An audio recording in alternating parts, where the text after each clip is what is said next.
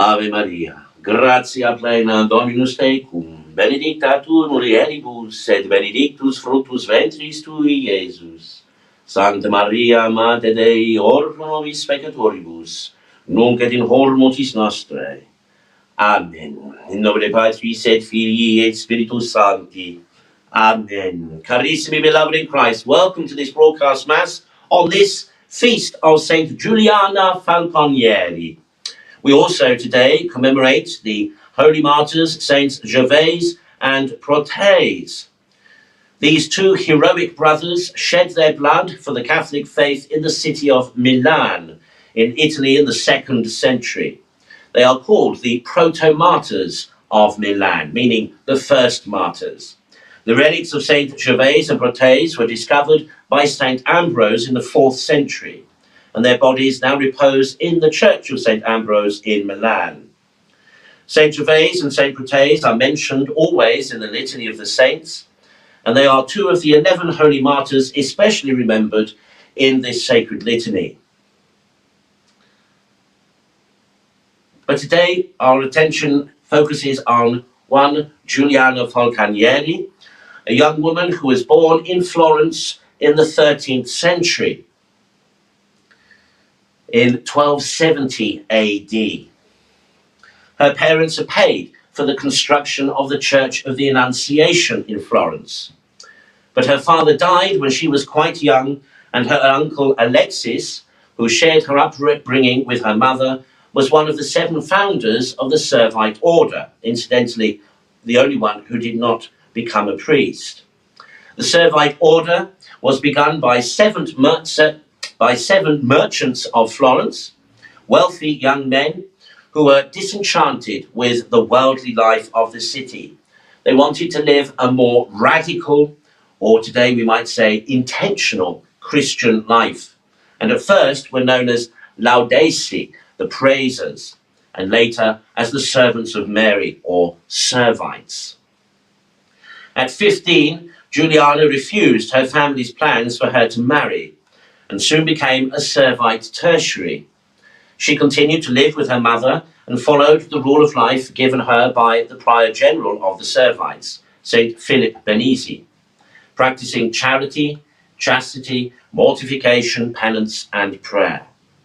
Her mother was so impressed with her conduct that she eventually also placed herself under her daughter's direction and spent the last 20 years of her life living a quiet, austere life of prayer and good works. Other young women of Florence had become tertiaries and formed a community. Juliana found a place for them at the Grifoni Palace in Florence. After her mother's death in 1305, Juliana herself asked to be admitted to the tertiaries community. They elected her as their superior, and she continued in that position for the next 35 years until the end of her life. For their habit, they adopted a black gown or cloak secured by a leather girdle and a white veil. The gown had short sleeves to facilitate work, and so people called them mantellate, because it looked like a cloak, mantello. Their main devotion was to Our Lady of Sorrows, and their main activity was caring for the sick. As Juliana lay on her deathbed, she was sick much of the time and couldn't receive Holy Communion. She asked the priest to spread a corporal upon her breast and lay the host on it. Shortly afterwards, the host disappeared and Juliana died. When her community came to wash her body, they found the imprint of the cross on her heart, just as it had been on the host. She is buried below the altar in the Church of the Annunciation in Florence. She was canonized in 1737. And her body remains incorrupt. And when we say under the altar, it is literally in a glass case under the altar, a glass coffin, and is of course a place of veneration to this day.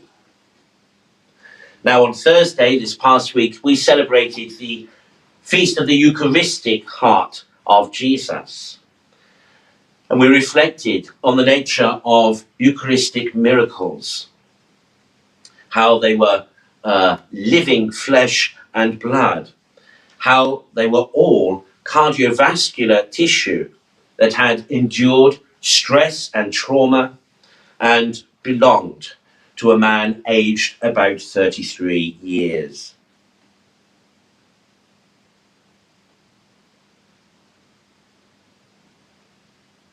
In Juliana's dying moments,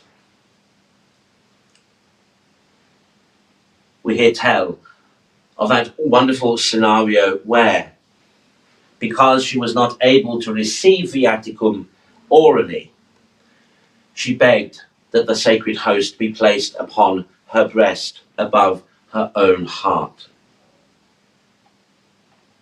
And miraculously, Jesus, it would seem, combined his flesh and blood, his living heart, with hers, as he then took her to paradise.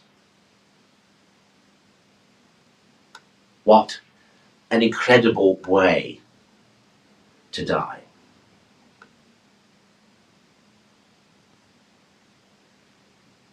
Could there be a better death for a devout follower of Jesus?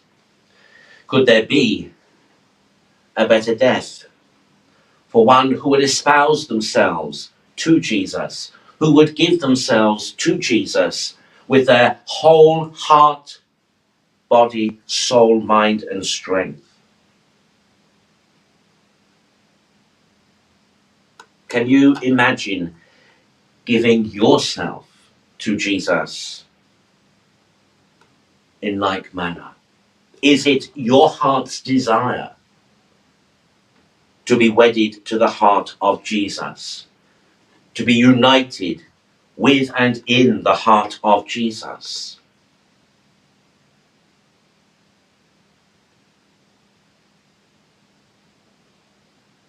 Is it your desire to become like Jesus? Is it your heart's desire to lose all sense of yourself in order to become one with Jesus? Do you identify yourself already with Christ? Or do you keep a distinction between yourself and him? And if you do, what is it that prevents you from identifying yourself solely and wholly with him?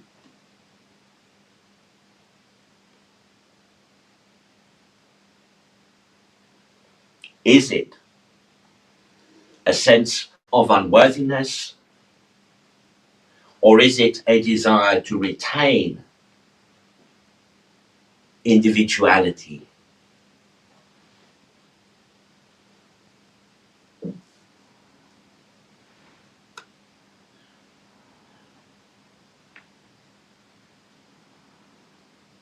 Now, it must be said, my brothers and sisters, that we are, all of us, uniquely made by God. We are, all of us, uniquely called by God to communion with him. And the oneness and the identity that we speak of with Jesus does not mean actually the complete annihilation of oneself or sense of self, except in the sense that nothing matters to the individual anymore but Jesus. That nothing matters anymore to the individual but to be identified with him.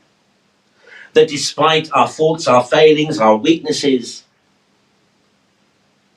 the heart truly desires, above all things, to be one with Jesus. To realize true communion with Jesus, which, as we reflected last week, means communion with all who are in communion with God.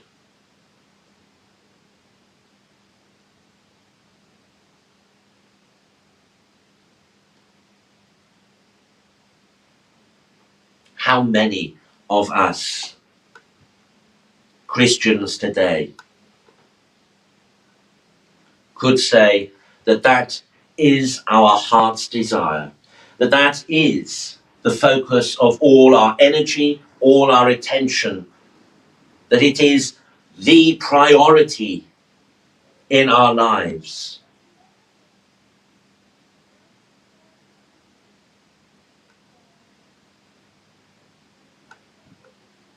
And this, my brothers and sisters, is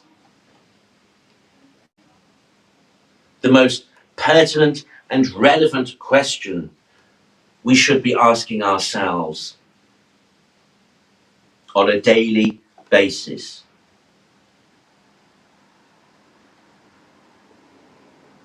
When we wake up in the morning and consider the day, the first thing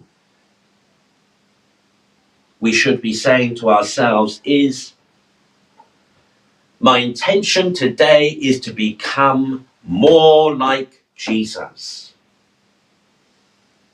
The purpose of my life today is to become more like Jesus. The purpose of my life today is to be identified with Jesus, in Jesus,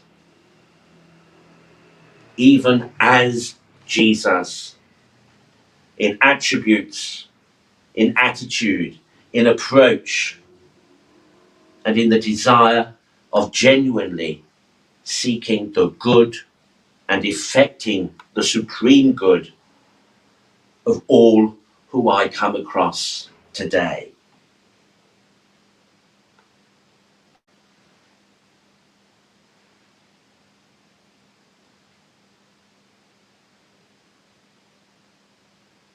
How often, my brothers and sisters, have you woken in the morning and dedicated your day to becoming the best Christian you can be? To becoming a true disciple of Jesus Christ? Of being a better disciple of Jesus Christ than you were yesterday?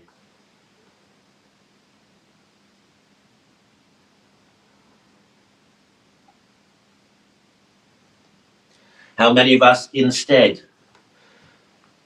wake up and think about the day before us, think about all the things we've got to get done, all the people we've got to see or serve,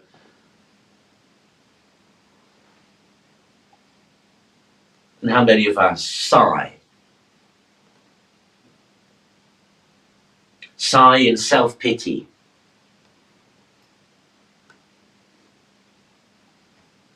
sigh at the prospect of our day?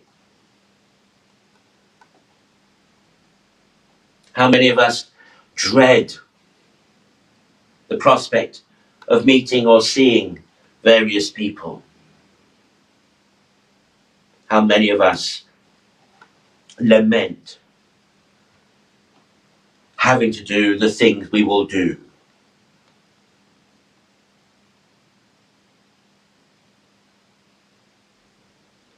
Truthfully, of course, most of us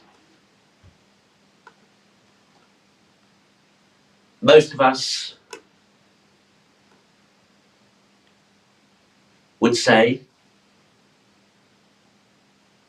that our average experience of daily life is average.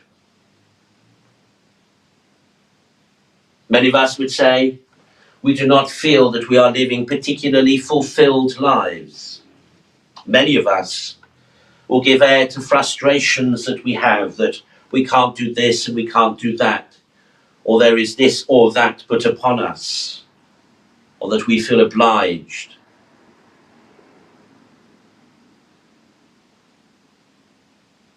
How many of us ever think to frame all those things within the context of our faith and relationship with Jesus? How many of us think to share with Jesus these frustrations, these anxieties, these sighs and litanies of woe? How many of us turn to Jesus and offer these up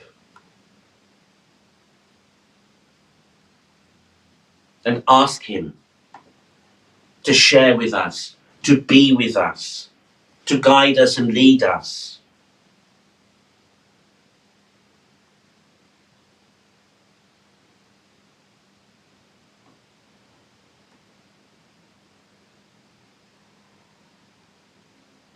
Conversely, how many of us do, upon waking and praying, commending our day to him, do share our woes, our anxieties, our despairs, our frustrations?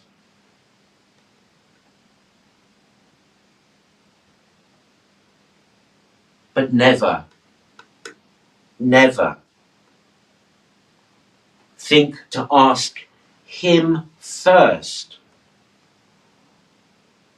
what he wants me to do today.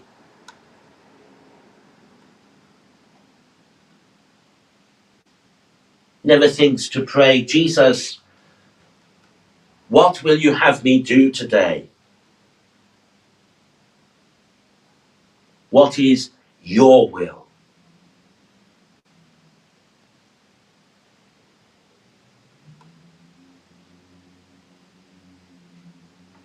And we know, of course, that Jesus' will is the will of the Father, the salvation of souls, yours and others.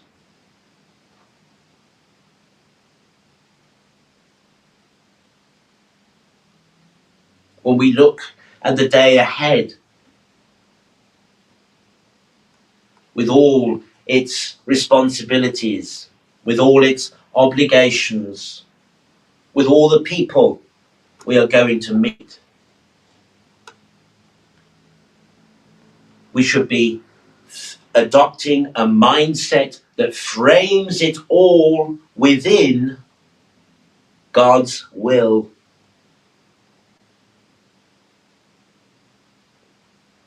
We should be asking ourselves, how may I serve Jesus through these situations today? How may I realize God's will in these situations today, in these interactions with others today? How will I make known? How will I share or express God's love?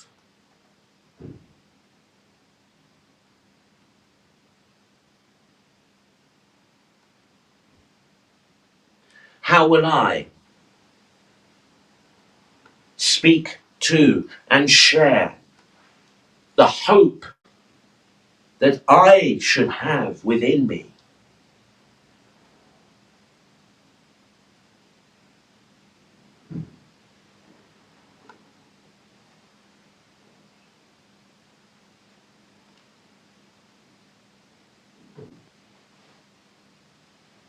When we look at the life of Saint Juliana Falconieri, and I urge you to do your own research today, read about her life, her witness.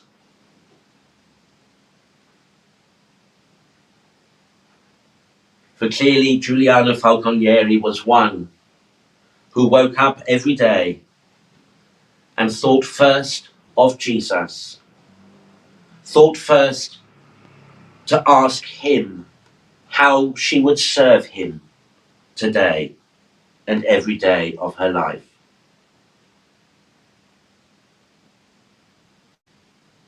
For sure,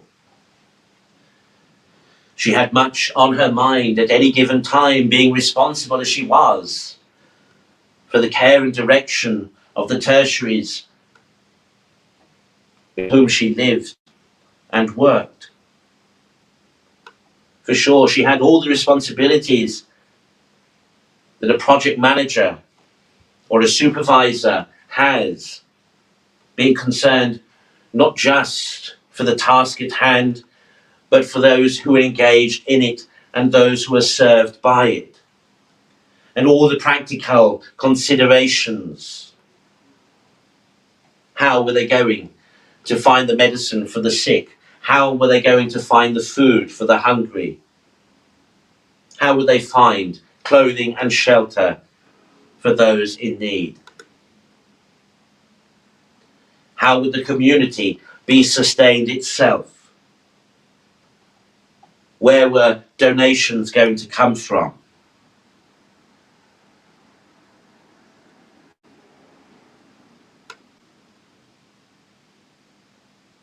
Yet for all these heavy burdens, yet for all this weight of responsibility, Juliana Falconieri began every day communing with Jesus, asking Jesus, what is your will for me today? How can I realize your will to all the people that I will see today, in all the tasks I must complete today? How can I glorify you? How can I serve you? How can I love you, Lord?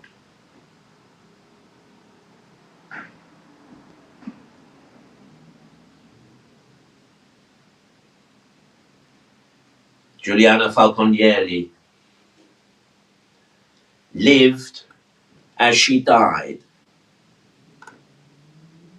purposefully uniting her heart's desires with those of Jesus.